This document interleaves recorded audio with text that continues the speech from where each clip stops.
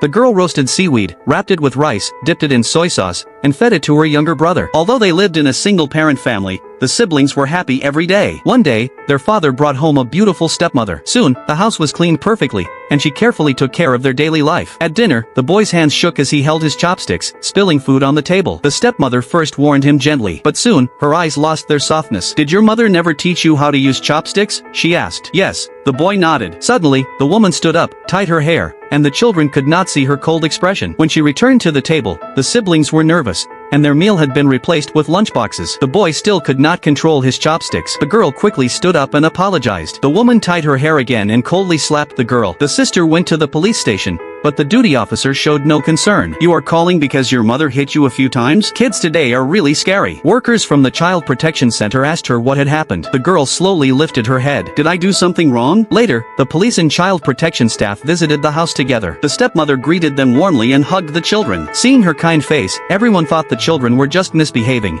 이제 거짓말을 다 하네. After the social workers left, the woman turned back to her cold expression. The boy ate the remaining plain rice, and the girl knelt on the floor with her hands raised. The woman called the girl to the bathroom. Heavy thumps came from inside. The boy covered his ears in pain. The father knew what was happening but did not act. The children had various money under their names, including government aid and relative support, and he did not dare to confront the woman. The girl secretly went to her school teacher for help. Even when the teacher saw the bruises on her neck, he chose to ignore them. The boy suggested they go see the social worker from yesterday. The social worker reached out to straighten the girl's collar, but she suddenly pulled back. He realized the situation was worse than he had thought. He took the siblings to eat hamburgers. It was their first time seeing hamburgers. He taught the boy how to open the wrapper. The boy accidentally dropped some crumbs and panicked, shaking and screaming. The man did not understand, but he kindly cut the hamburger into small pieces and handed them to the boy. Seeing this, the sister felt a new sense of hope.